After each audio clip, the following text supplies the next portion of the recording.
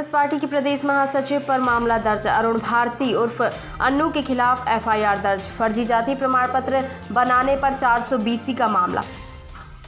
आरक्षण का लाभ लेने बनाया था फर्जी प्रमाण पत्र। दतिया जिले की भांडेर तहसील उपचुनाव में भांडेर आरक्षित विधानसभा में कांग्रेस पार्टी के प्रदेश महासचिव अरुण भारती उर्फ अन्नू के खिलाफ फर्जी जाति प्रमाण पत्र बनवाकर आरक्षण का लाभ लेने को लेकर धारा 420 के तहत थाना भांडेर में मामला दर्ज किया गया। कांग्रेस नेता अरुण भारती के खिलाफ थाने में दर्ज किए गए मामले को लेकर सियासत गर्म हो गई है।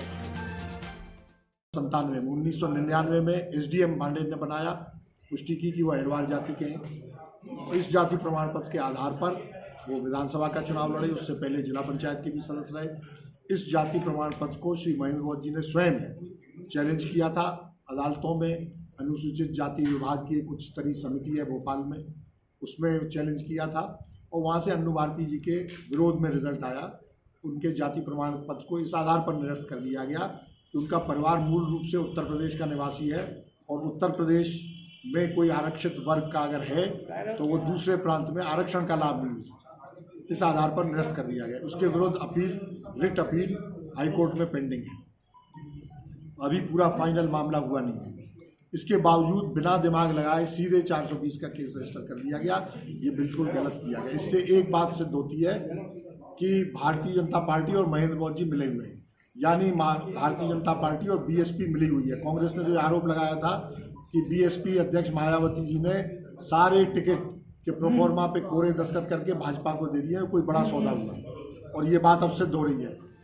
सेवड़ा इलाके से कांग्रेस विधायक घनश्याम सिंह ने जिला कांग्रेस कमेटी कार्यालय में पत्रकारों से मुखातिब होते हुए इस पूरे मामले को झूठा बताकर बसपा के प्रत्याशी पूर्व गृह मंत्री महेंद्र बौद्ध पर कई आरोप लगाए। पूर्व गृह मंत्री बसपा प्रत्याशी महेंद्र बौद्ध ने कांग्रेस विधायक पर ही तमाम आरोपों के सवाल खड़े कर दिए हैं।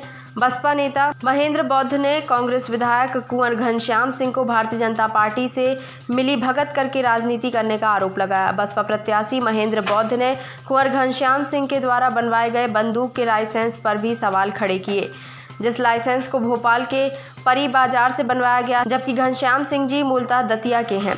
बसपा प्रत्याशी महेंद्र बौद्ध ने कांग्रेस नेता अरुण भारती के खिलाफ थाने में दर्ज मामले को सही ठहराया। उन्होंने कांग्रेस नेता अन्नू भारती के द्वारा बनवाए गए फर्जी सर्टिफिकेट के तमाम साक्ष्य प्रस्तुत किए। जो दतिया में गौशाला गोविंद गौशाला के नाम से है, उसकी जो 4 दीवारी अभी बनी तत्कालीन बीजेपी की सरकार में लाखों करोड़ों की लागत से बनी, या उसका जवाब दें कि वो खुद के पैसे से बनी या सरकार के पैसे से बनी। 1 नंबर 2, जो बंदूकों का धंधा करते थे, अवैध बंदूक का धंधा करते थे घनश्याम सिंह जी, बताएं तो कि वो दतिया के रहने वाले हैं, सोड़ा से एमएलए हैं और परी बाजार भोपाल से बंदूकों का लाइसेंस लिए हुए हैं। तो कुल परिस्थितियों में लिया और विधानसभा क्वेश्चन उठा था कि आप डकैतों को पैसा लेते थे, बंदूक के किराए से देते थे, उसका भी जवाब नहीं आया। अब एक सवाल और पूछ रहे हैं आपके चैनल के माध्यम से, आप अगर जवाब दे सके तो बहुत बहुत धन्यवाद आपको।